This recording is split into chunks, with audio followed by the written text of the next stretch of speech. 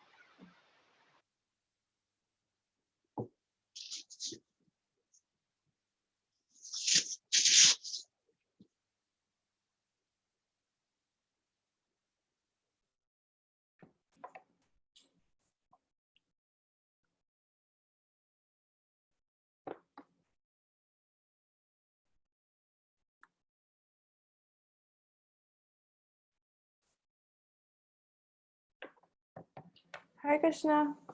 Everybody, welcome to our Sadhvi Sangha, a life of devotion, a Vaishnavi retreat. We're still admitting people onto the group. So as we wait, I will just give a brief introduction to Krsna Rupa Mataji, who's going to give us our first presentation, a workshop for our Vaishnavi retreat. So I'm just going to open up something for you. So Krsna Rupa Mataji, or Krsna Rupa Devi Dasi, is a member of ISKCON from the 1974s. She met His Grace A.C. Bhaktivedanta Swami Prabhupada, the ISKCON founder Acharya, in 1974, and she actually took first and second initiation on Krishna Janmashtami in Vrindavan Dham. Sorry, one second. She also went for her first Gaur Punim festival, international festival in Mayapur in 1974 as well. And she also lived in the Kolkata temple there. And then she eventually moved there, and she was looking after, she was a pujari for the Jagannath, Baladev and Subhadra temple until mid-1975. From 1975 until the 1980s, Krsna Rupa moved to Mayapur, where her main service was as Radha-Madhava's seamstress, along with caring for a number of Bengali children. In 1978, she married Nareshwara Das and later had 3 sons, Sri Madhava Gauranga Das, Japa Vijay, and Ram Vijay Das. The first 2 sons were born in Mayapur Dham. In the early 1980s, Krsna Rupa and her family moved to Sydney. For more than 2 decades, she worked professionally in a publishing industry. 2 of her sons currently reside and serve in Mayapur. In 2014, Krsna Rupa moved to Murwillumbah, northern South Wales, in proximity to New Govardhan Temple. If any of you know New Govardhan, it's a very beautiful farming area in Australia. Mataji's particular focus is in the area of spiritual well-being for Vaishnavis. She has developed a workshop entitled Identification and Prevention of Sexual Harassment, which, as per ISKCON International Council's Resolution in 2017, she has presented to all the temples in Australia. Krsna Rupa has also developed a seminar, Harmony in the Home, which focuses on the prevention and awareness of domestic and family violence. This too will be presented in Australia once the pandemic is over. Krsna Rupa Mataji is also a member of Sabha, Spiritual Advisors Bhagavata Assembly, a body which closely works with GBC and ISKCON members. She is also chair of the RRP Revisions Review Panel, a group formed by the GBC and BBT to review any proposed edits to Srila Prabhupada's books. And the main reason why she's part of our Vaishnavi retreat this weekend is that she's one of ISKCON's Australia's National Council members, and she is Women's Minister in Australia itself. And what she's done is she's created local representatives in different temples in Australia itself, so they can each provide support for their local Vaishnavis.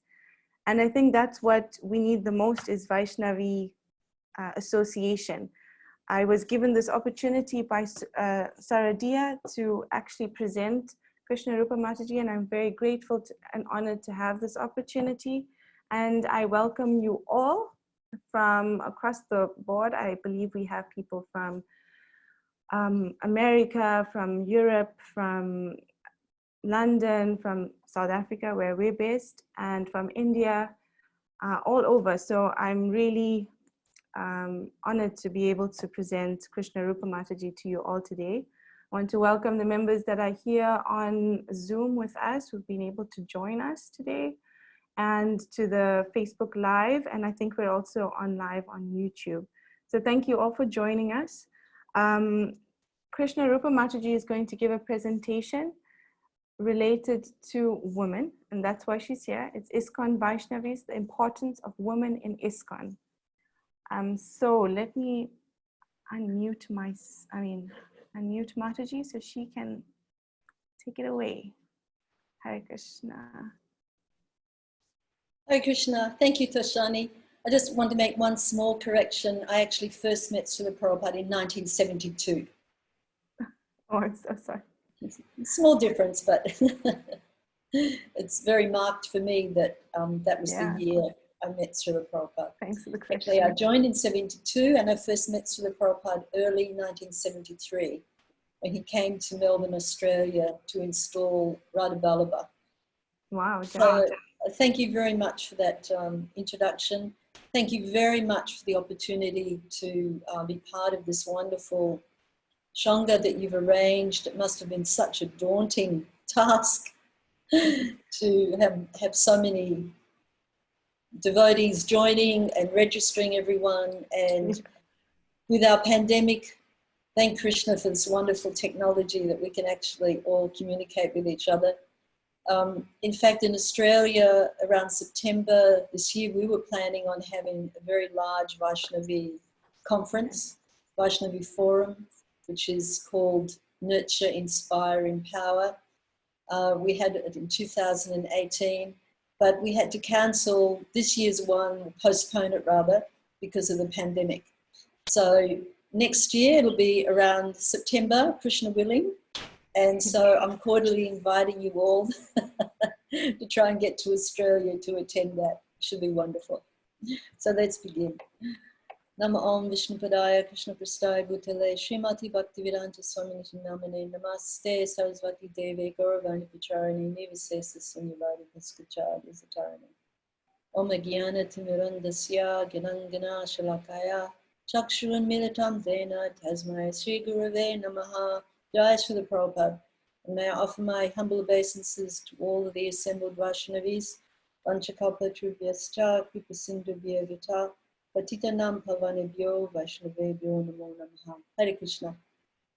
So what I wanted to present to you today was a seminar that I put together on the importance of women in ISKCON.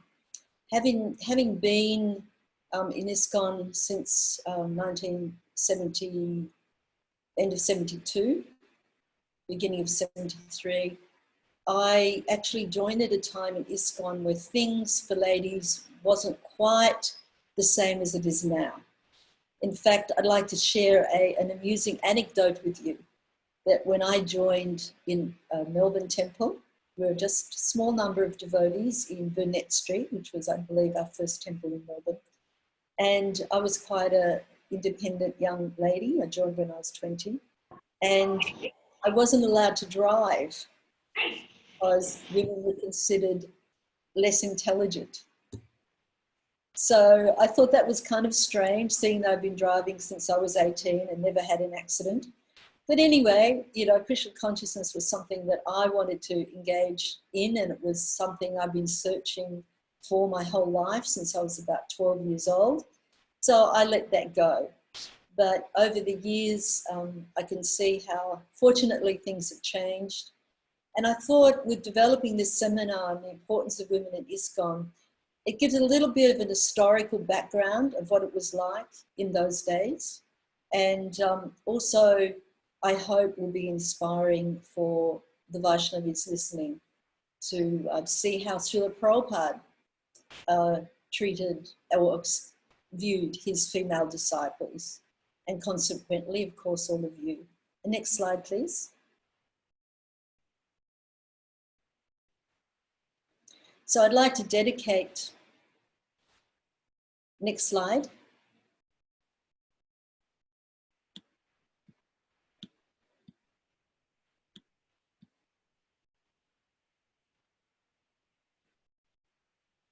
So I'd like to dedicate this to Srila Prabhupada. I'm just having a little bit of trouble moving the screen so I can see my notes.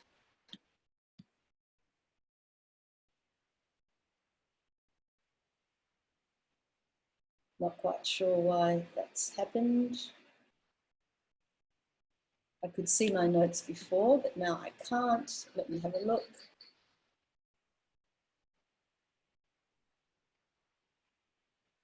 I'm just changing the view, so please bear with me. We had a little bit of a trial run yesterday and everything was working well. So here we go. I've remembered. My apologies for the delay. So let us dedicate this presentation to ISKCON's founder Acharya, His Divine Grace, A.C. Bhaktivedanta Swami, Srila Prabhupada, without whom we would be drowning in the ocean of nescience. So it's very, very important that we are very conscious and we always remember Srila Prabhupada's position in ISKCON. We have many foundational documents that talk about Srila Prabhupada, but each and every one of you as members of ISKCON have a personal relationship with Srila Prabhupada. Don't think just because you are not initiated by Srila Prabhupada directly that your relationship is only with your initiating spiritual master. Philosophically, that is not correct. It's actually through Srila Prabhupada that we sustain ISKCON. ISKCON continues to grow and develop. And it's very important that each one of us has that relationship with Prabhupada. And one can ask the question, well, how do I develop that relationship with Prabhupada? I never met him. So we can do it by many different ways.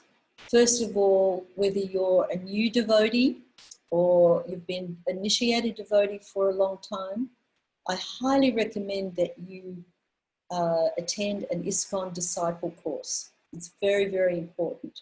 There's lots of wonderful information there. Another way that we develop our relationship with Srila Prabhupada is by studying his books, daily reading his books. It's so important.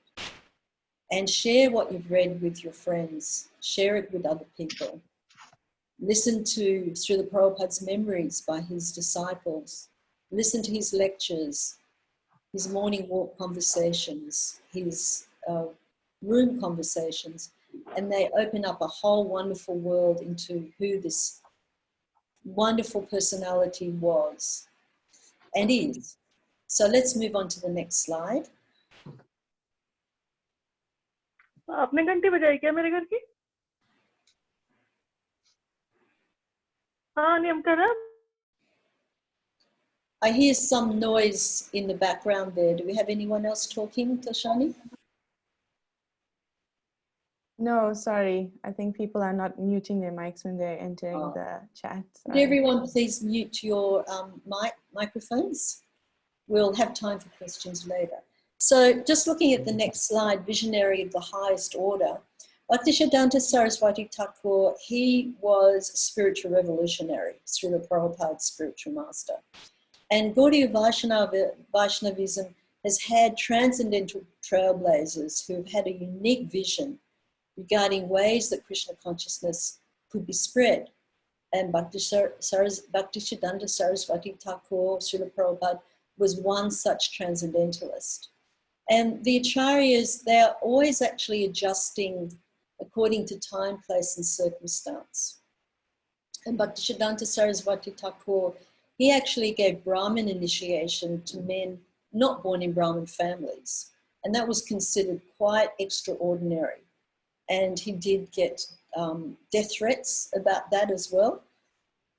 It was unprecedented that he would do that. Of course, when you read our philosophy, read Rupa Goswami, what he says about that in Nectar of Devotion. In fact, I was just reading about that this morning in my Zoom reading group with some friends in Australia, that once you've taken up Krishna consciousness, it does not matter what birth you have. Just immediately by service and chanting Hare Krishna, you become qualified. In fact, you become better than a Brahmin, so-called Brahmana. I found out an interesting thing recently that Rukmini, my god sister Rukmini Devi Dasi, many of you would have known Rukmini. She joined when she was only 16 years old, very wonderful devotee.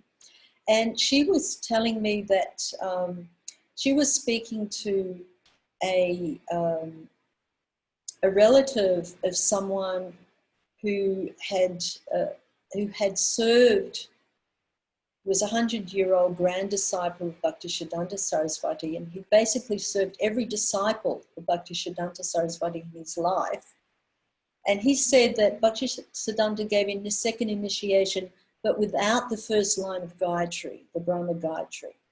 But what's so amazing is that Srila Prabhupada gave that first line of Gayatri to all his disciples, including women. Next slide, please.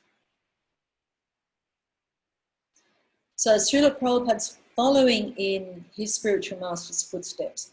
And as I said before, the acharyas adjust to time, place, and circumstances. So Srila Prabhupada was such a revolutionary that he not only gave Brahman, full Gayatri to all of his disciples, all of his male disciples, he also gave it to all of his female disciples.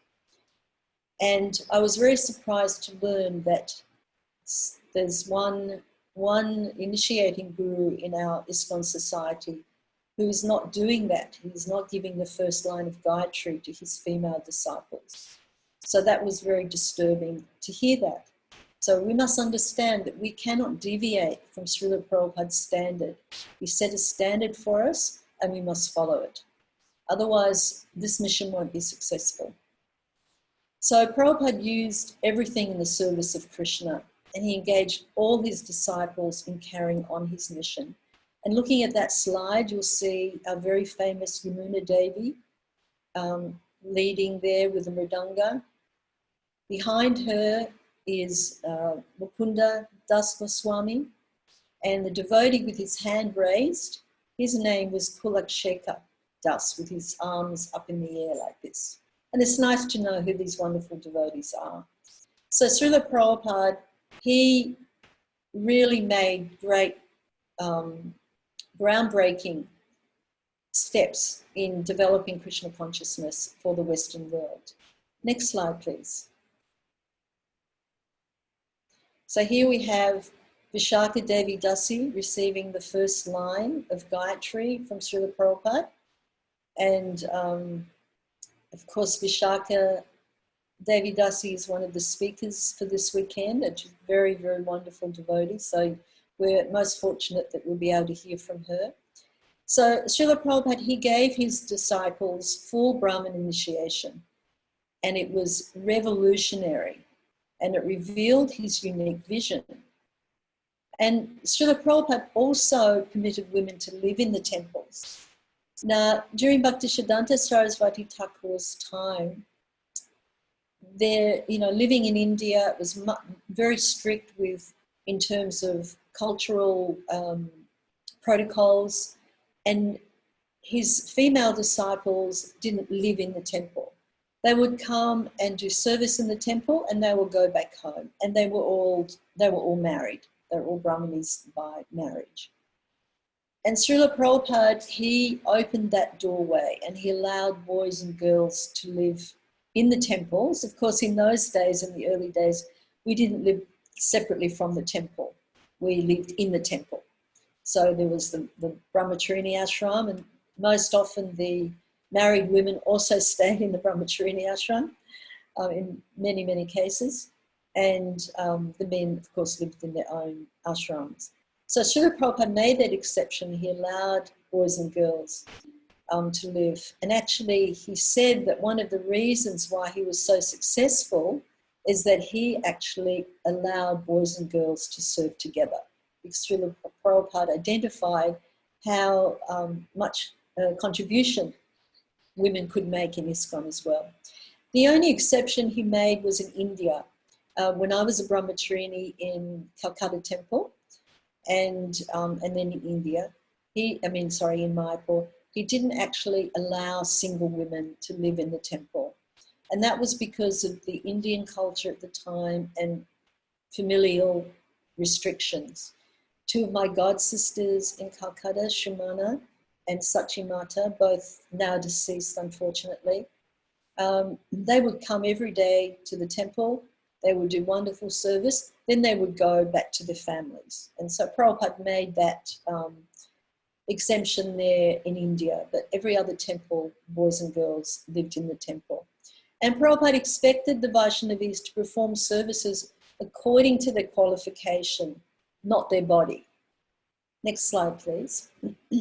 So especially between or pre-1972, 1973, especially, women were given very much equal opportunity in ISKCON temples, and Prabhupada gave them services to perform in accordance with their ability.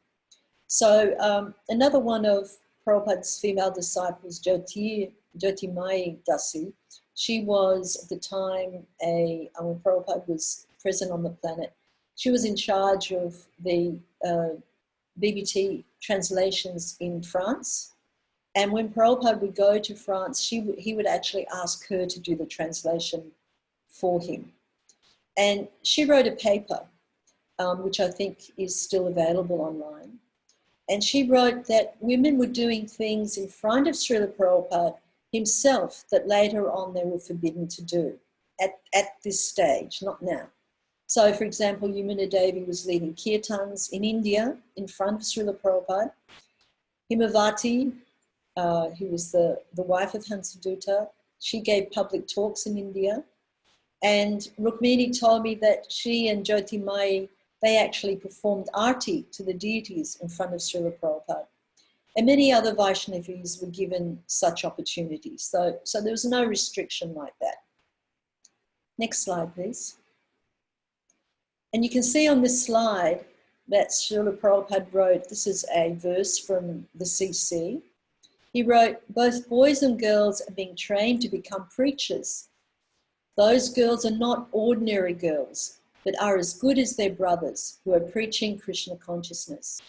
Therefore, to engage both boys and girls in fully transcendental activities is a policy intended to spread the Krishna consciousness movement. And you can see this wonderful picture there of Yamuna Devi with Srila Prabhupada. And we need to remember, dear Vaishnavis, that Prabhupada built a house for the whole world to live in. And this included both men and women. And pre-1972, 1973, women had access to very important responsibilities. Jadharani, for example, was in charge of the BBT painting department. And Prabhupada had proposed that both Jamuna and Govinda Dasi become GBC members. But senior Prabhupada disciples have told me that this didn't happen because they believed that the male GBCs may have found this a difficult proposition at the time in ISKCON's history. That is anecdotal, that story. And Kaushalya, another one of our famous kirtaneers at the time, she organized pandals. My god sister Varanasi in New York was a temple commander, and she was just a young girl. And as I said, Jyotirmayi, she was the BBT chief translator. And in fact, when Srila Prabhupada incorporated ISKCON, Mukunda Goswami's then wife, before he took sannyas, Janaki, she was one of the trustees on the incorporation document. So Srila Prabhupada didn't differentiate that way. He understood, of course, that, you know, according to cultural rules, women have the ability to perform all kinds of very important services, but we also have our certain role to play where we're more quiet, not necessarily quiet, but we exercise some restraint in terms of not pushing the men out of the way when we want to get to the front, front of the rows in the temple. Of course, these days it's very good because women can stand one side, men can stand the other, but when I joined, the women had to stand at the back. So could we have the next slide, please?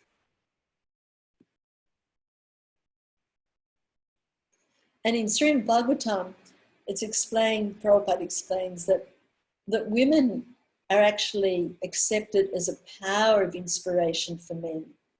And Prabhupada says, as such, women are more powerful than men. So women have a very, very important role to play in Krishna consciousness. And Srila Prabhupada gave a very amusing anecdote about the power of women preachers. And Prabhupada told this story that there was a group of young ladies employed in India, employed by a company who sold Brahmi oil. I don't know if you ladies have, Indian ladies have heard about Brahmi oil, but it was actually very, very popular in India. It had actually, Prabhupada said it had actually no proven medicinal results that hair would be improved. But the owners of the company were very intelligent, and what they would do, they would get well-presenters, well-dressed young ladies who would go around to the doors and knock on the doors. And because it was a lady, that people weren't afraid in the house, and that's the way the ladies actually sold so much Brahmi oil. So similarly, when ladies are preaching, they're going out, distributing books, they're very much less threatening sometimes than men. And in that way, we have a great power and influence. And in the first canto, in the next chapter, in verse 16, Prabhupada says that shyness is actually a particular extra natural beauty of the fair sex, and it commands respect from the opposite sex. And in that same purport, Prabhupada says, this shyness is a gift of nature to the fair sex, and it enhances their beauty and prestige. So it's a very big difference, I think, for us to remember the difference between shyness and the difference between being mistreated and being not given a voice. So it's very important. And Prabhupada explains here that that shyness actually increases our potency. So it's a good point to discuss that. It doesn't, to think about that difference between shyness and being so submissive that you don't have a voice. But this doesn't mean that our potential in serving Srila Prabhupada is not fulfilled. And Prabhupada, one god sister, Jagadatri, she asked Prabhupada, how can women be so bold on Sankirtan but humble in the temple? And you know what Prabhupada replied? He said to her, be a lion on the chase, but a lamb in the home. So for any of you that are not quite sure what that means, a lion on the chase, it means when the lion's chasing after its prey, is intent on capturing it, then it's very, very bold. And women can be like that in their Sankirtan. And in 1975, on the 30th of July, Srila Prabhupada wrote to a letter, replied to a letter that Jagadatri, Pashupati, Shalogata, and Pamela wrote to Srila Prabhupada. And he said, please accept my humble obeisances. Sorry, please accept my blessings. I'm in due receipt of your letter and have noted the contents. And they asked Prabhupada exactly that question. How can we go on Sankirtan and you know, be bold and distribute your books and, or you know, later years paraphernalia, and yet be very shy in the temple? And Prabhupada said, regarding the problem of how to be aggressive on Sankirtan and submissive in the temple, my request to you is that you should go on being aggressive on Sankirtan. I myself was aggressive in coming to your country. No one invited me. Even you boys and girls did not invite me. But I came and I preached aggressively, and therefore you are now my disciples. So now you will know you have to approach the men and women of your country, and it may appear that superficially you may disturb them. They are doing their business peacefully, and you come and disturb them. Please take this Krishna book. Of course, it is good that you are concerned about being chaste, shy, and submissive amongst your god brothers. Chanakya Pandit said that every man should see all other women as mother, and similarly, a woman should see all men as son. So what is your difficulty? If you are completely aggressive on Sankirtan, there should be no material aggressiveness and pride remaining. You have to distinguish between devotees and non-devotees. Aggression for the cause of Lord Chaitanya Mahaprabhu is pure. If you become completely absorbed in such aggression to spread Sankirtan movement, there will be no question of wanting to lord it over in the temple. Preaching purifies us of these material tendencies for sense gratification. It is simply a matter of time that you will see this. Do not worry, Krishna will help you. And I love that letter. I thought it was so important. Of course, when Prabhupada talks about aggression on Sankirtan, it doesn't mean grabbing someone by the throat or shaking them by the shoulders. It just means that you're determined. You're very bold and determined to spread Krishna consciousness. So I think that's really important. And if you've got questions about that, we'll talk about that later. So next slide, please, Toshani.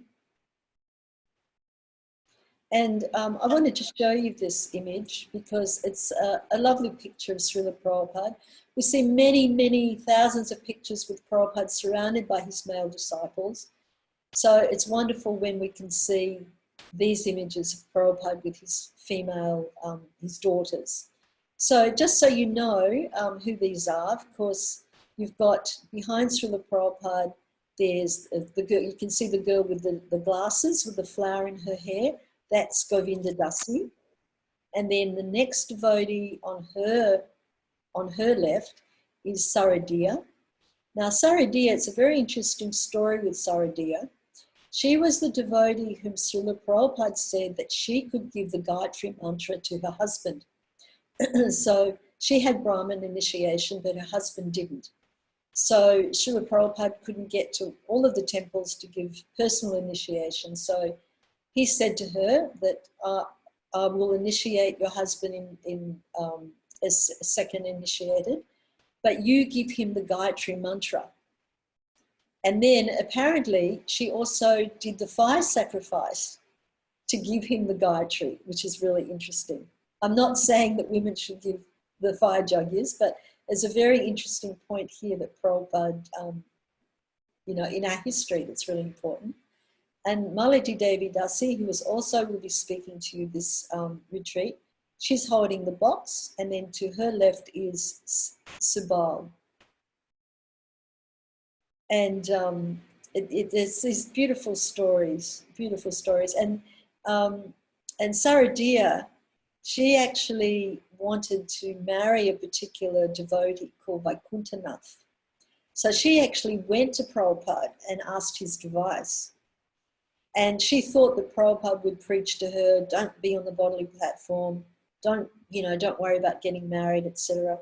But he actually arranged her marriage. And from an historical point of view, Malati actually became her legal guardian so she could join the movement because she was very young. So Saradiya has a lot of wonderful history in our movement. Next slide, please. So, you know, sometimes devotees make the argument, oh, well, Srila Prabhupada only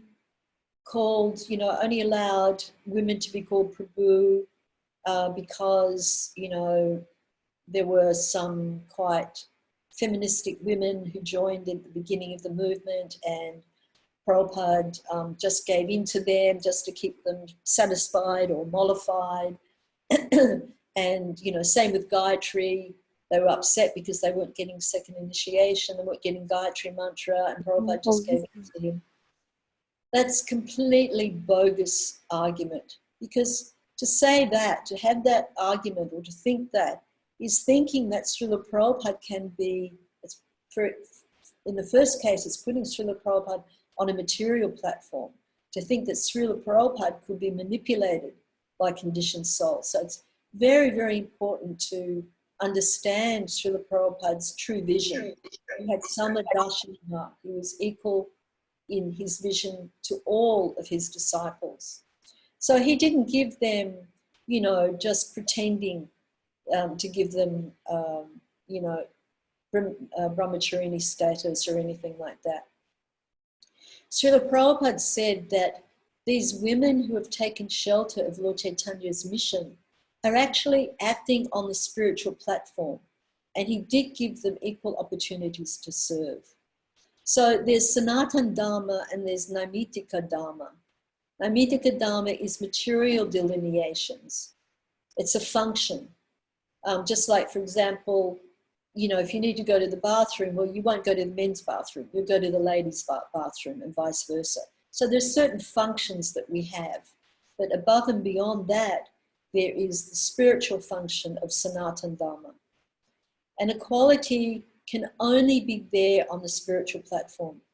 Even in the material world, I don't know if any of you Vaishnavis who work outside, have outside jobs. I myself worked professionally for a number of decades.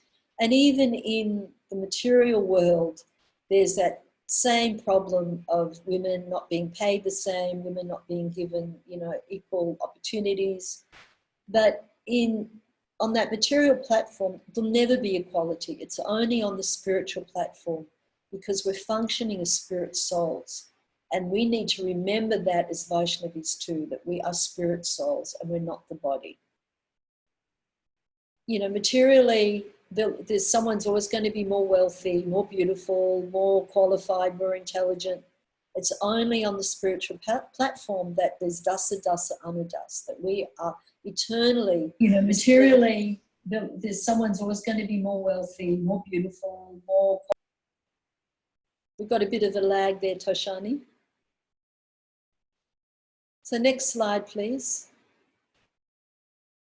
If anyone's listening to this and they're having problems with hearing, please just send a message to Toshani so we know that there's some problem. So Jyotimai continued in this paper she wrote that the same thing applied when he gave them Brahmin initiation. The women devotees had exactly the same spiritual activities, the same tasks, the same possibilities to progress spiritually, and they were entitled to the same respect. And Srila Prabhupada was very particular on that. And she says, next slide please, at that time, this is pre-1972, everything was done according to the abilities and the spiritual advancement of a person and not according to sex. Prabhupada did not make any distinction. Srila Prabhupada expected his female disciples to do the needful. Next slide. Then we come to a bit of a paradigm shift. And that was just after 1972, 1973. Prabhupada expected his female disciples to do the needful. And that paradigm shift is defined as a time when the usual or accepted way of doing or thinking about something changes completely. And I've spoken to many of my god sisters, and no one really can figure out why this paradigm shift happened. And I don't want to depress any of you because things are really changing now, but just so, and the reason I think this is important that you know is that you can understand that many of Prabhupada's female disciples they had a lot of austerities they went through, and they didn't give up. They stayed determined. So, you know, we can think about it historically. Why was it? Was it because more devotees had gone to India? In 1972, one sannyasi, he had gone to India. Of course, we didn't have temples in India at the time, so he stayed at the Gaudiya Mat. So was he influenced that way, where it was more of a cultural, you know, divide with gender? More devotees were spending time in India, and then they were bringing back perhaps some smarter way of behavior. Was it due to more exposure to the Indian culture, where women were kept more in the background? Personally, I think it's a combination of all of those things. And Yamuna Devi tells the story that she actually was, you can put the camera on me for a minute if you like, Toshani, before we go back to the slide. And actually, hi there everyone, Hare Krishna. And she tells a story that in her book, it's a wonderful book. If you haven't read Yamuna Devi's biography, I please ask you to read it. And she actually said that she would always sit right at the front of the Vyasasana, in front of Srila Prabhupada, always. And she would take prolific notes. She was always writing. And by this time, Prabhupada brought the World Sankirtan group to India, which was comprised of a number of Western devotees, including women such as Yamuna and Kaushalya and Lekha and Madhuri. And she was, as usual, right in front of the Vyasasana, taking notes during Prabhupada's class in India. And then after the class, a sannyasi, Achutananda, I believe it was, came up to Yamuna and said, Yamuna Devi, where were all the women sitting during Prabhupada's class? And Yamuna went, oh, they were sitting at the back there. And then Achutananda said to her, well, why were you sitting at the front with all the men right in front of Prabhupada's Vyasasana? So Yamuna felt pretty, you know, bad about that. So the next day, she sat at the back with the ladies. And after the class, Prabhupada was leaving, you know, off his Vyasasana, and I don't know which temple this took place, I can't recall. But he stopped right where Yamuna Devi was. And he said, oh, Yamuna, don't you like to hear from me anymore? You weren't sitting at the front. Don't you like to hear from me anymore? And Yamuna, of course, was crying. She was weeping. And she said, oh, Srila Prabhupada, I was told that, you know, I should sit with the other ladies. And then Prabhupada, you know, moved his head and he went, okay, that is okay. But it wasn't coming from Srila Prabhupada. He didn't insist that she sit at the back.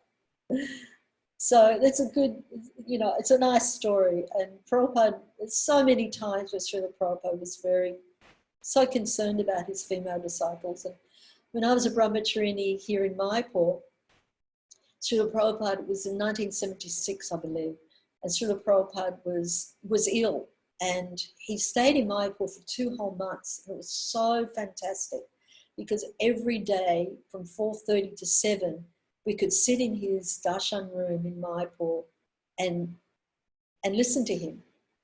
Sometimes he would speak, sometimes he would ask for reports, sometimes he would just sit and chant and speak occasionally.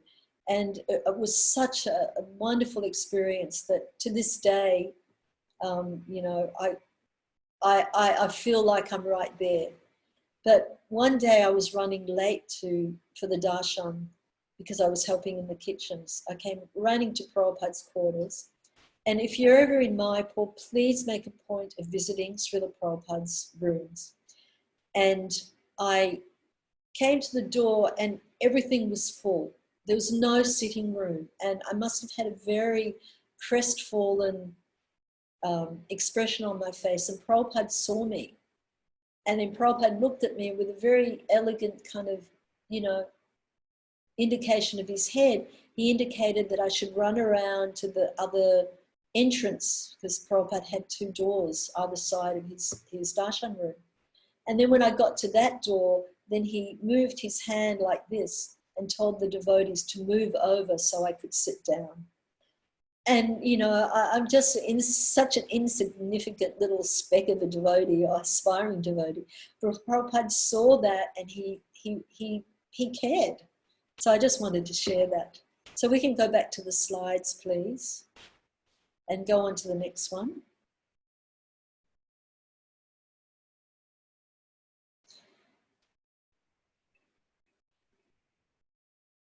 So Prabhupada's view, what are we on, Tashani? Are we on same respect? No, the next one.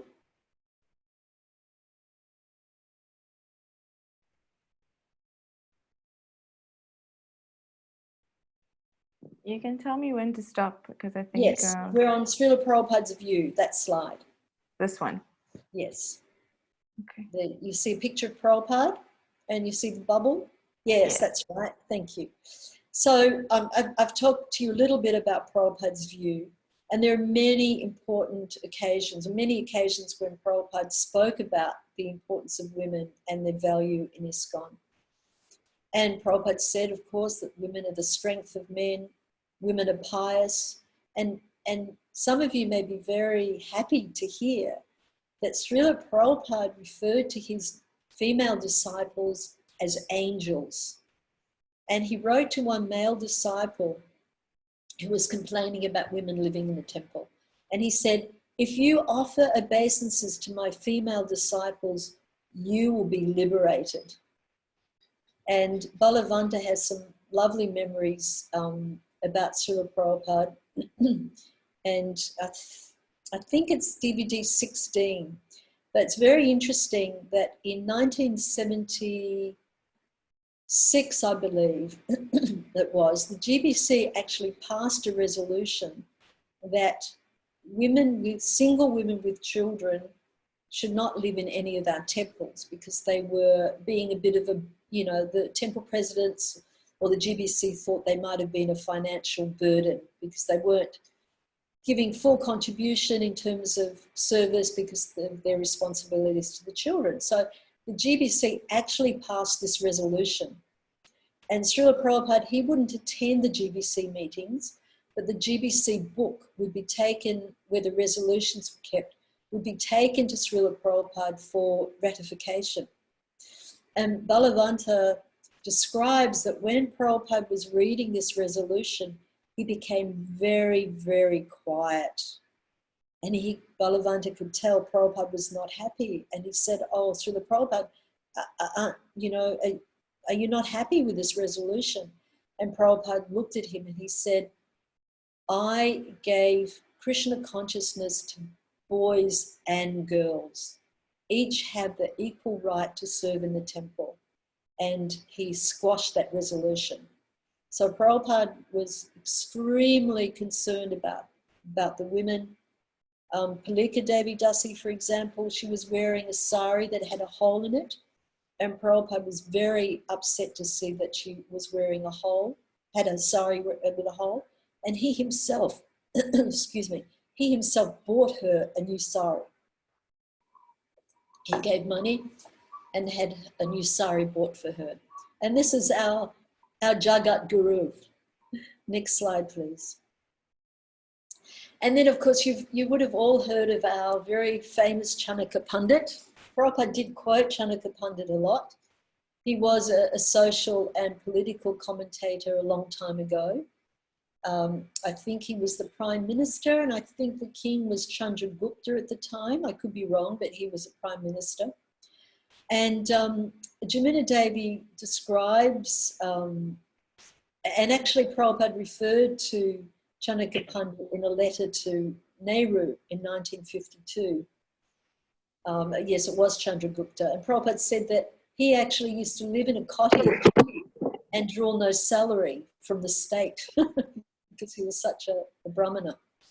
And he was often quoted, and Yamuna Devi gave this really lovely example in her book, that she said that there were 4 occasions when she was present and Prabhupada quoted Chanaka Pandit's adage, never trust a woman or a politician. Has anyone heard that before? I think we probably have. Yes, many times.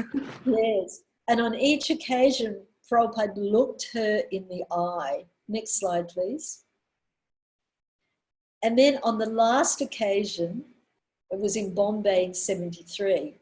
And Prabhupada quoted that again. You can never trust a politician or a woman. And Prabhupada was laughing. It was a small group of men and Yamuna was there and Prabhupada was laughing. And then he looked at Yamuna and he said, "What do you think, Yamuna?" What do you think she said? Next slide, please. And she said, "Of course it's true, Srila Prabhupada," because Prabhupada had quoted Chanaka Pandit. And then he became very grave, became very serious. He'd been laughing about this Chanaka Pandit quote. And then he looked at her. She describes that he looked at her very gravely, very deeply. And next slide. And he said to her, "But you are not a woman, you are a Vaishnava."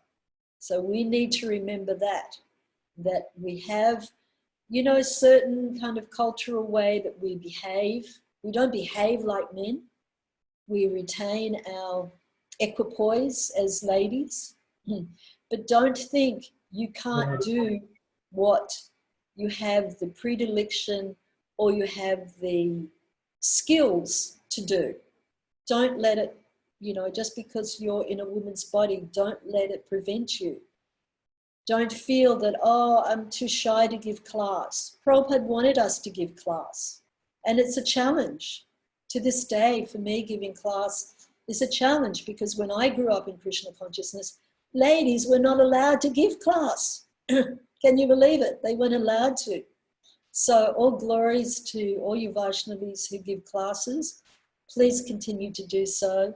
Please study Prabhupada's books so you can give wonderful classes. So next slide, please. So in the year 2000, Jamuna Devi was actually quite concerned about how women were being treated in ISKCON.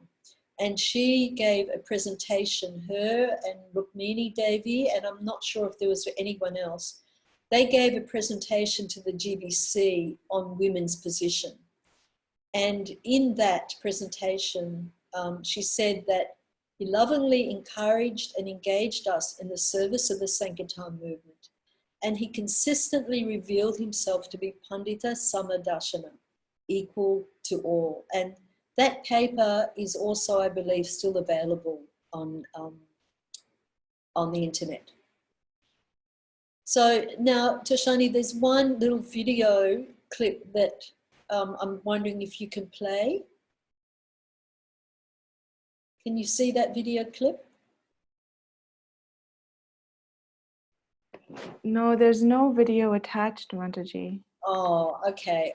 Do you want to? It should be embedded. If you see that speaker icon, if you put your mouse over that speaker icon, you should see a play button. No. Okay. All right. Well, I can tell you the story. So basically, it's a Prabhupada disciple, a male Prabhupada disciple, telling the story about Calcutta in 1972. And Prabhupada was on a morning walk with a lot of brahmacharis. He used to walk around the Albert Park Lake. And some of the brahmacharis, one in particular, was having a real good old complaining session to Prabhupada because there were also women living in Calcutta Temple. Now, Calcutta Temple was very, and you can show my face if you like, Toshani, because there's no slide. Calcutta Temple for the brahmacharinis was quite awkward to live. I lived there for a year and a half. The ladies lived in a little room way up the top, and to access the temple area, we would have to go down the flight of stairs and we would have to go through the men's bathroom. So before Mangalati, we'd all gather together. There were only 4 of us. There was Narayani, who was also going to be speaking, I believe, at this retreat. Narayani, who was the head pujari for Radha-Govinda. There was Madhuri, who is Tamal Krishna Maharaj's former wife. And there was Samukhi and myself. So we'd have to knock on the door, knock, knock, knock. And then we'd call out, Mataji's coming through. And then we'd hear an unclip of the door, and then the door would fling open, and all the brahmacharis would still be bathing, of course wearing gumshoes, and we'd have to like weave our way through, and we were all pujaris, trying, at least 3 of us were, trying not to get moochi water splashed on us. So it was pretty difficult. So anyway, in 1972, I wasn't there. I was there the following years, but there was some female disciples living there. And so this brahmachari was having a good old, as we say in Australia, a good old whinge, a good old complaint about the brahmacharinis, the women. And he's saying to Prabhupada, oh, they don't cover their head, they don't do this, they don't do that. And Prabhupada didn't say anything. And often, Srila Prabhupada, when someone was going on and on, Prabhupada would actually not say anything. He would give us a rope long enough to hang ourselves. And when they got back to the temple and they knocked on the door, because the temple had been closed for security, Prabhupada got back to the temple, and then they knocked on the door opened, there was Yamuna, there was Palika and Malati and Kaushalya and Madri and other women who'd stayed behind to wash the floor, cook for the deities, bathe the deities, dress the deities, prepare Prabhupada's Vyasasan, prepare all the cushions, set all the cushions out for the guests. And then as soon as the women saw Prabhupada, they went, Jai Srila Prabhupada, immediately offered obeisances. And then Srila Prabhupada turned to the men and he said, but if you associate with these women, you will go back to Godhead. I love that story. Next slide, please. So Vaishnavi contributions have been wonderful in ISKCON. I mean, you're all contributing so much. Most of our temples actually have been built through a lot of the fundraising of the women in ISKCON. They've distributed so many books. They've done wonderful Pujari Seva, cooking for the deities. Now there's department heads. We have TPs on the temple presidents who are women, and Vishaka Devi Dasi is now temple president of the Manor in the UK. So it'll be wonderful to hear what she says about that. The Sabha, the Spiritual Advisory, Bhagavad Assembly, we have a number of women on that. We have the Revisions Review Panel. There's one woman on that, which is my unworthy self. And throughout all of our temples, you can see how wonderful services women are doing. All the wonderful Vaishnavis in South Africa organising this fantastic retreat. There's just so many fantastic contributions women are giving and can give. The community, great community leadership. In Australia, for example, we have the Vaishnava Care Community or Committee. That is an initiative that was started by my god sister Ambika and myself. We now have 20 members. Ambika's trying to encourage other temples to establish also a Vaishnava Care Group. So that's open for men and women, anyone who's sick, anyone who's palliative. We take prasadam around, we have kirtans in their home if they're leaving their bodies. We do hospital runs. There's so many fantastic things that we can do in community leadership. And of course, not at all minimizing, in fact, it's one of the most important services, that women are the linchpins in the family. They're actually training the future of ISKCON. So women's roles are so important. And look, I'm preaching to the converted here. I'm sure you're all aware how important your voice is in Krishna consciousness. We still only have 2 female GBCs at the present, but we have many female deputy GBCs who do wonderful work. And the GBC College, I'm sure you would have all heard of the GBC College. many women have gone through that as well. So there's just so many wonderful things that women that are doing. And it's very important that the younger women also start thinking about developing strategies in ISKCON, because Prabhupada's female disciples are all getting older. I turned 68 a few days ago, so we're all getting older and older. We've still got a lot of energy and eagerness to serve, but you know, now we have to hand over that flame to the younger women, and you're all doing really wonderfully. So it's very important that you understand that you're very valued by Srila Prabhupada, and your sense of worth in Prabhupada's movement is very, very deep, and you must, please, I ask you to consider that. Consider your role in ISKCON and how important it is, and use all kinds of resources to develop that service. So next slide, please. So women, of course, as we know, we're generally have somewhat a different perspective on men than men do. We're more empathetic. We see things in relationship to the individual. We, of course, are great problem solvers and multitaskers. Most of us have children, families, service, cooking, cleaning, the whole kit and caboodle that we do. And we have more emotional intelligence. So Rukmini was telling me about this very interesting book written by a neuroscientist called Dr. Brizendine. And she's written this book called The Female Brain. And I haven't read the book myself yet, but Rukmini was telling me that it actually confirms what Prabhupada said, that women's brains are smaller. Sometimes men use this argument, oh, Prabhupada said women's brains are smaller.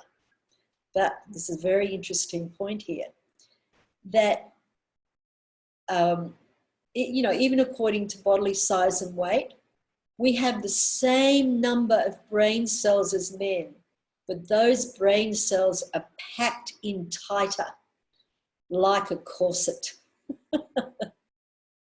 So it's a very interesting point that it's not that, okay, our brains may be lighter and our brains may be smaller, but we have the same number of brain cells because they're nicely compacted in there. And I thought that was a really, really fantastic idea. Next slide, please. And of course, we just have to read Bhagavad Gita in 10:34. What does Krishna say? He says, among women, I am fame, fortune, fine speech, memory, intelligence. I repeat, intelligence, steadfastness, and patience. So there's so much that women's brains bring to the table because we have all of these wonderful qualities. And of course, as aspiring Vaishnavas, we need to develop those qualities more and more. Next slide, please. So look, I don't have all the answers for this. This slide is a food for thought. How do we engage and offer progressive pathways to young girls, many university educated girls, teenagers, children who may have been born in the movement or educated in the movement, they now finished school. You know, what are some wonderful pathways for them to be the best they can be in Krishna's service? And of course, seniors, mothers, there's so many different ways, and perhaps when we open up for questions, if you have any great ideas, and think about it yourselves. Have, you know, develop groups in your temples to work out what are some wonderful ways that we can help devotees develop, Vaishnavis develop. Next slide, please. So we've made so many wonderful headroads in Krishna consciousness. And as young Vaishnavis, you can make a great difference. And how can you do that? Be the best devotee you can be. Study Srila Prabhupada's books. Take up responsibilities. Don't be afraid to give classes. And, you know, if you set your bar lower, you'll only come up to as high as the bar you set for yourself. So sure, some of us, it's no problem to give classes. For others, it's more difficult. But Prabhupada wanted us all to be preachers.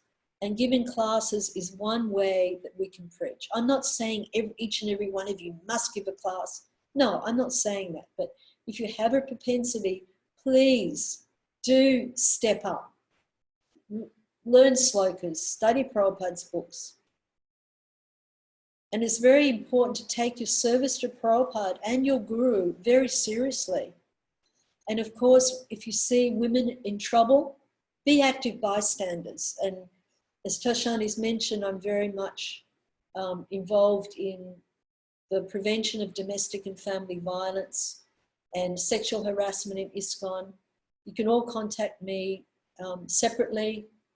We have a Facebook page, the Vaishnavi Shanga Australasian Facebook page. You can PM me and ask me any questions of that.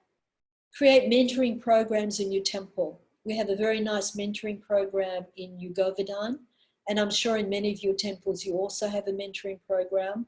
But mentoring is great, and when you're a young Vaishnavi, find yourself a mentor. It can really help you develop in your Krishna consciousness. Next slide, please. We need to feel supported and happy and informed. We need to use our talents successfully in Krishna's service. We need to have a sense of fulfillment. And we need very much to, and we all have the right to perform our service in a safe and protected environment, free from any kind of harassment, free from bullying. If you're suffering in your personal life any domestic and family violence, there's a great deal of help out there.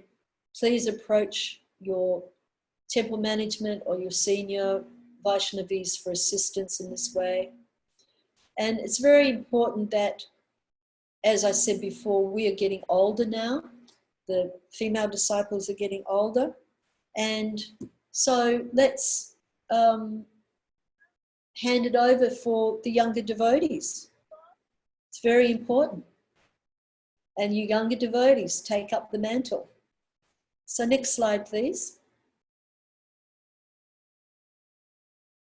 And of course, it's very important for ISKCON itself that ISKCON helps women gain more confidence, helps them develop their inner spiritual strength. So there should be programs to develop Vaishnavis' pathways that way.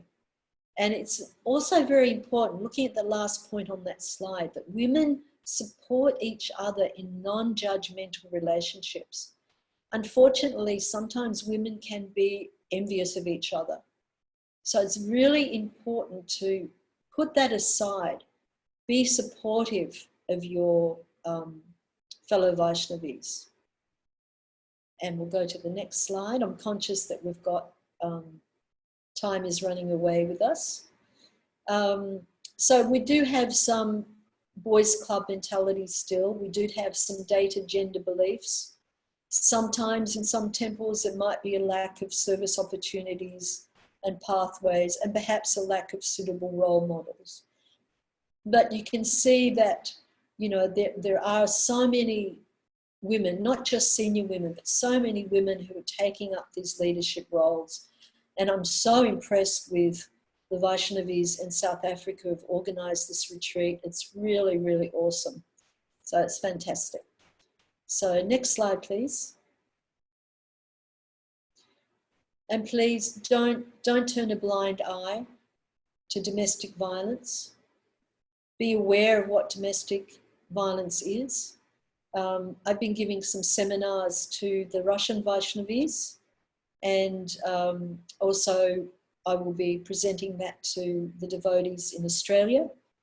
And next Friday, I think it is, Anuttama Prabhu, myself, and Radha-Madhava Dasi, who's the Minister for the International Vaishnavi Ministry, will be giving a talk about that as well. So we have a zero tolerance policy. The GBC passed a resolution in March 2020. We have zero tolerance policy to any form of domestic and family violence and any misuse of the scriptures to support domestic and family violence. So please be aware of that. As you can see on that slide, we do not tolerate any form of course, child abuse, sexual assault, domestic violence, sexual harassment, and psychological bullying. And women also need to nurture, we need to nurture ourselves as well. If you are suffering any form of abuse, please reach out. Go to someone whom you trust. Make sure you're in a safe situation. Make sure that the person whom you're going to has some information and some experience in this. And any sort of sexual harassment that is not acceptable in ISKCON, and we do not tolerate it. So we don't want to be matsara. We don't want to be envious. We want to be near matsara. We want to be free from envy. Next slide, please.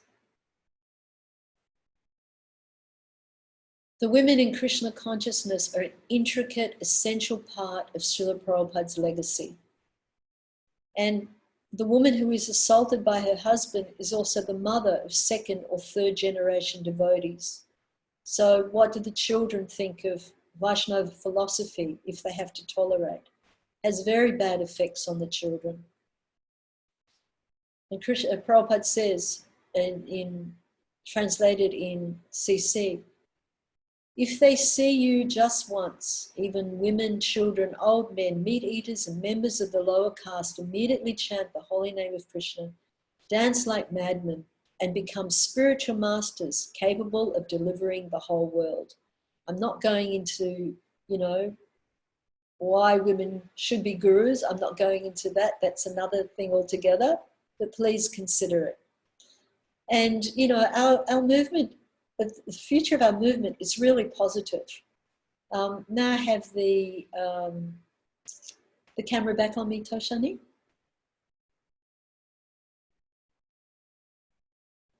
So the future of our movement is very positive for women. And younger generations of devotees, to me, they seem to be much more egalitarian in the attitudes to each other. The young boys and the young girls, they're much more egalitarian. And the youth perform really dynamic roles in ISKCON's activities. I've seen all the wonderful things that you do. And Rukmini told me this wonderful story. It was in 26 Second Avenue in 1968. And Prabhupada was telling all the devotees to open temples. And Rukmini at the time, she was just 16, she put her hand up and said, Swamiji, even the girls? And Prabhupada replied, there is no difference between the boys and girls when you are preaching Krishna consciousness. And then he told the story of Janava Devi and how she was in charge of the whole disciplic succession. And she actually unified the whole disciplic succession. So he explained that there were devotees in Navadvip worshipping Lord Chaitanya more. In Vrindavan, they were worshipping Radha Krishna more. And in Orissa, the focus was on Jagannath. So Janava Devi, she brought them all together at the first Gorpanim festival organised by Narottam Das Thakur at Keturi Gram. And we often hear we are primarily a Shiksha line, but Diksha is also very important. And the Diksha line coming down from Bhaktivedanta Thakur comes from Janava Devi. So that's very, very interesting information, I thought. So I just want to thank you all very, very much. It's been such a pleasure for me to talk to you all. I hope you've enjoyed this. I hope you've got some helpful information. And if there are any questions, I don't know how Toshani is going to manage the questions, but Very well. Yes, we have a lot of questions actually. I'm just going to read. Some of them are a bit sensitive and others are related to the class. So I'll just start off with the first one we got. I hope they weren't. That was a really lousy class. No, thank you. It was such a lovely class. I really learned so much about how the Prabhupada disciples were so important, especially the women, how Prabhupada respected the women so much and cared about them. So it was really nice to hear it. I loved especially the point about how women should be more supportive and non-judgmental towards each other. I really appreciated all the points, actually. Thank you. Yes. I'm just worried we're going to run out of time, so I'm going to read out some of the questions. Okay, I'll try and be as quick as possible. Okay. So Devaki Preeti Devi Dasi asked, how can we as young women devotees begin steps to make more of a leadership role in ISKCON? I know you did cover it, but if it may be highlighted again. Yes, well, there's two ways to approach this. One way is by developing your skills and being an exemplary Vaishnavi, exemplary devotee. Often management will come your way, or leadership will come your way. Other ways is you identify ways that you can lead yourself. Go, okay, well, we don't have any mental programs in our temple, for example. We don't have any Vaishnava care group in our temple. We don't have any youth group in our temple. So you can actually establish those yourself. Excuse me. You know, go to your temple president and say, look, Prabhu, I'd really like to do this. Do I have your blessings? So, you know, that's one way. And when I was first put onto the National Council in Australia, Taishani mentioned this, one of my first initiatives was that each temple would delegate local women's representatives. And that's been fantastic, because it's really encouraged every woman in the temple to do so much more. They've been doing absolutely amazing things. So you could perhaps set up something like that. Through, you know, you have to go through your GBC, obviously, but talk to them about that. Australia is an outstanding model with that. So much so that the Vaishnavi ministry contacted me a year or so ago saying that what we're doing in Australia is light years ahead of anywhere else in the world. And they wanted to, this is in North America, they wanted to set up local women's representation in their temples as well. So they asked me to get a endorsement from our National Council, which the council provided, because it actually really helps the management as well. So there are some ways, hopefully that's helpful answer for you.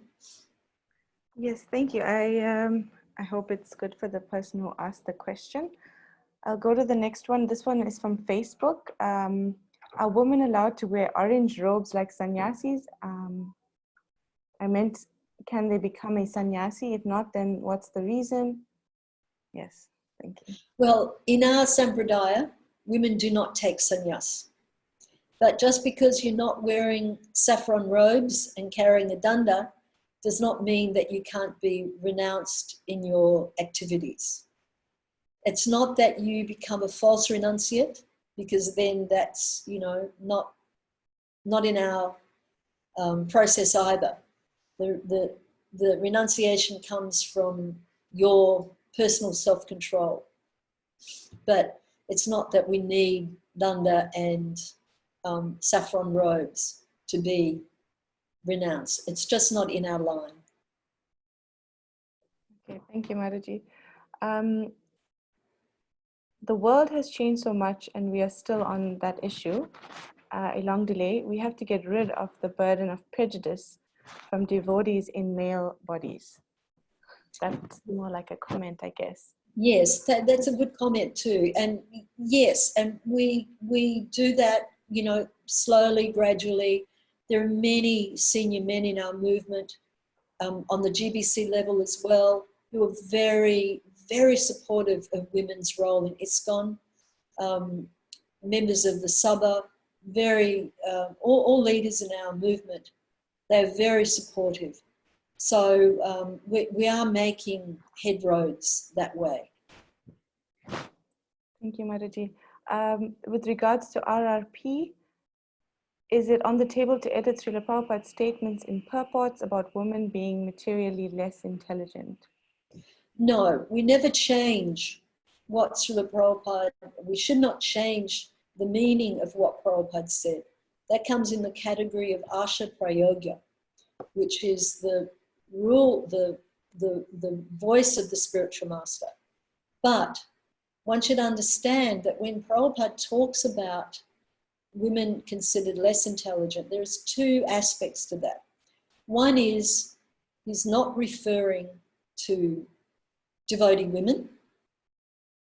And secondly, it's obvious that there are very intelligent materialistic women as well. The CEOs, the physicists, the doctors, the neuroscientists, they're not less intelligent.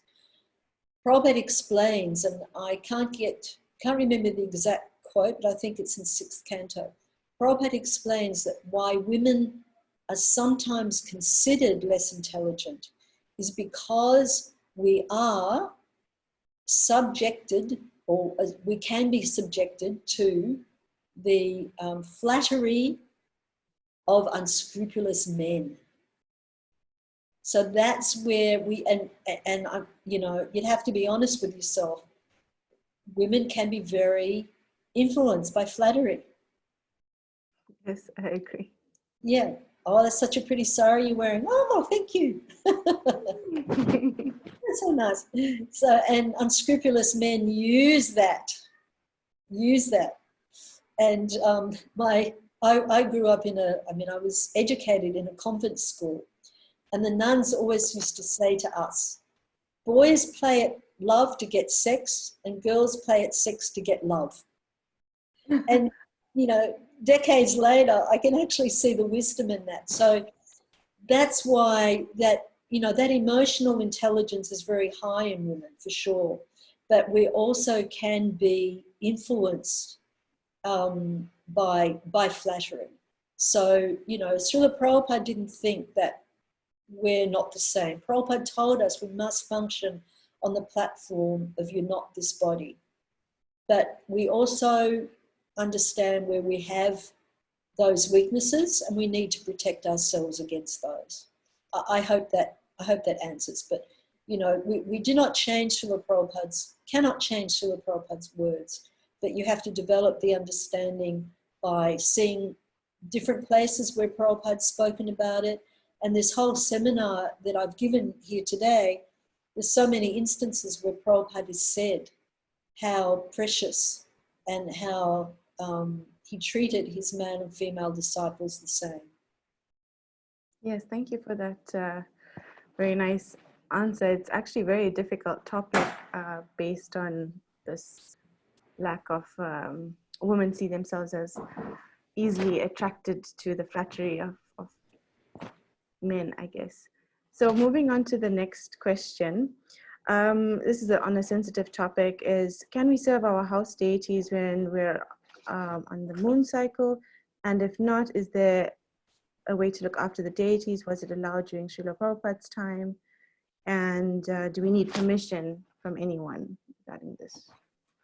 Yeah, that's a really good question. Of course, when we worship deities in the temple deities, when we are on our moon cycle, it's very politely referred to, then of course we don't serve the deity. In the earlier days, there were situations when there wasn't anyone else to serve the deity, and women would go on the altar when they were off the altar, or OTA as we call it in Australia, off the altar. But that was only in very rare circumstances. But it wasn't well known, it wasn't known at all in the early days in ISKCON. When we started to come to India more, I only learnt about this when I was living in India. So then, of course, it became more of an observation. I mean, we would observe that rule. For, do you want to, am I on the screen or? Yes, you're on the screen. Yeah, okay. Sorry, I'm not sure.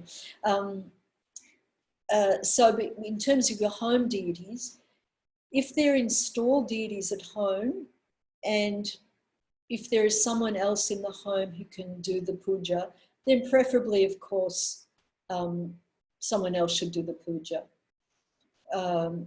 If they're not installed deities, you don't have anyone else to do the cooking, you have to be practical and you have to do the needful. So you don't want your deities to go hungry because you're off the altar if there's no one else to cook for them. So I think it's really time place and circumstance. Each situation is different. Then there's another question. Right now in this pandemic, when everyone is more emotionally fragile, there's no concern to protect the elderly, no short-term project. We don't have that much time anymore. Yes, well, the pandemic has really affected so many people, and as a point of note, the domestic and family violence occurrences in the world have gone up very significantly. I'm not talking about the devotee environment, I'm talking about the, you know, the general population. I was speaking to a GP devotee friend of mine a couple of weeks ago in Sydney, Australia, and she was saying that she's seeing so many more cases of domestic and family violence. So yes, everyone is more psychologically fragile, and, you know, particularly they say that people in their elderly age, for example, myself, are in a much more vulnerable to the COVID-19 virus. So all care has to be taken. Temples, it's difficult with the varying degrees of lockdown, but you can always reach out by phone or by Zoom. So if you have elderly devotees in your community and they, you know, you can't get to the temple, are the temples closed in South Africa, or are they open? Actually, yeah, they're all closed. Only the ashram devotees can attend the programs. So, you know, why don't you reach out to the elderly devotees in your community by phone if you can't go and visit them, arrange a Zoom time with them, check on them, make sure that they're okay, do they need anything? And just to hear a friendly voice makes such a difference, such a difference. Yes, thank you, Mataji. I want to go to the next question. I think we have less than 10 minutes left. So I'm just going, this one is a bit of a long one. Hare Krishna, I would like to ask, thank you very much for this presentation. This morning in Bhagavad Gita class, we discussed the verse in the 4th canto where Sati is said to display womanly weakness by disobeying Shiva's advice and going to her father's yagya. And in the Prabhupada also says that generally this weakness in women's part, is the cause of divorce.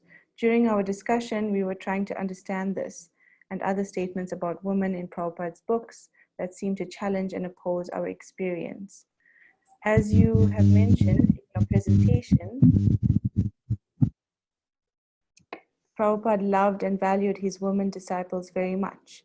And also we find so many encouraging statements about women in his books. Different suggestions were presented, and we felt that all this topic is often avoided or not spoken about in a direct way. I would really appreciate to hear your input about that, how to approach such statements in Prabhupada's books. But I think you answered this, Mataji. I'm so sorry. Yes, I think I did, but I just want to bring up that point about, you know, Sati and Lord Shiva. What's really interesting is that Lord Shiva didn't forbid her to go. He didn't, and that brings me to a point in Australia, in Victoria, which is a state in Australia. They've recently added one form of abuse is not being given the opportunity to make decisions in the family, right? Wow. So if the husband will go, not interested in what you have to say, I'll, you know, just keep your mouth closed, shut up, whatever, you know, go wash some pots.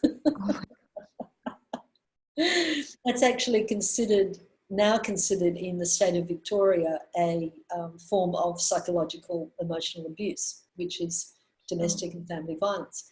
So anyway, this is a very interesting point that Lord Shiva, he didn't forbid his wife, even though he knew she was making a mistake and he knew what was going to happen. He didn't forbid her. What he actually did was, not only did he not forbid her, but he sent some of his followers to protect her, take her to the Jagya.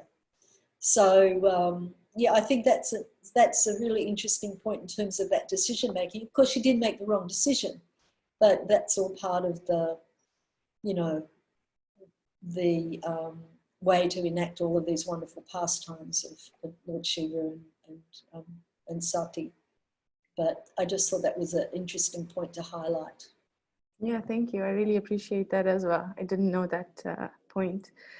There's another question. I mean, you were talking about women expanding their leadership in each of their communities, but one person asked that what if there is a woman preacher that's not given equal opportunity, like deity worship or giving a lecture in the temple by the temple president? So how do they handle that situation? Yes, well, first of all, you would perhaps want to ask the temple president, quietly ask for a meeting with him and ask him, is there any reason why, I'm not allowed to give class, or you're not encouraging me to give class?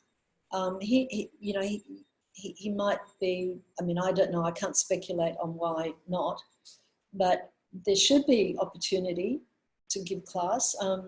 When I was asked to give a class in Sydney in the early 80s, this is when women still were not giving classes, and I was asked to give a Bhagavatam class, and one of the other members on the council said, I would, over my dead body, would I go and listen to a Bhagavatam class given by a woman?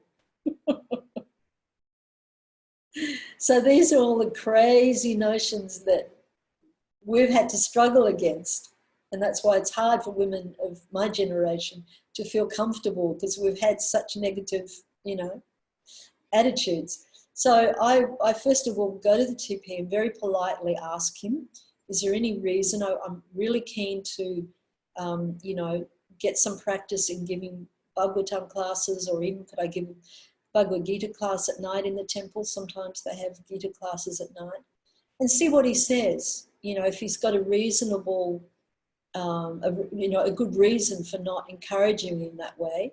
If he doesn't, then I would very politely go and speak to your GBC. And if that doesn't work, then, approach your Vaishnavi minister in South Africa or wherever you are. I hope that helps. Thank you. Yeah, that was a very practical way. I mean, a step ladder approach to getting to the reasons for why she can't really be giving class. Mataji, we have so many questions. I don't know how to go through them. It's over 30 questions at the moment from Facebook and here, but they usually start to log in for the next session at least 20 minutes before. But what I could do is maybe take these questions down, and you could answer them maybe on a typed method, or we can post them on Facebook, because most of them want to stay confidential. So I'll have to just create sort of a document maybe, and we could answer them and post them on Facebook, if that's okay with you. Yes, certainly. Yes. Okay. Sorry, we couldn't get through. Do we have time for one more question? Yeah, okay, I'll read another question. It was also a sensitive one, maybe not a sensitive one, it's too much. Okay, most devotees, men and women, are increasing their spiritual practice from their homes. In this way, the training we received in the Bhakti program is not accessible to them. So there is, in my opinion, no strong base in training. How can we combine Srila Prabhupada's thoughts and instructions and the innovations within our movement, above all regarding behavior, and relating above all in relation to preaching? Yes, that's an interesting point, because increasingly devotees are outside the temple, living outside the temple. Many have not had brahmachari or brahmacharini training. They might have joined with family, families, but many of the temples do, and they're also available online. Vaishnava etiquette seminars, Bhakti Sastri. Try and get in contact, with your temples more, so you can you know, this get some more training, mentoring. There's many different avenues that you can reach out to. I don't know if that's answered the question as thoroughly as the person might want, but I do understand that it can be difficult when you're not quite sure exactly what is the ISKCON way, but it's all through association. So you seek out a mentor. That's very important. Seek out a mentor who is experienced.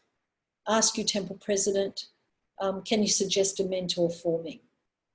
Don't just willy-nilly pick one, because sometimes when you're new to the movement, perhaps you don't really know kind of who's who or what level of experience someone might have. So you ask your temple president, oh, I'd really like to be mentored by someone. Can you recommend a person for me or for my family? Okay, cool. Thank you, Mataji. I guess we have to bring our session to a close. I really appreciate you coming on to the Vaishnavi retreat. Thank you so much, Mataji. My obeisances to you.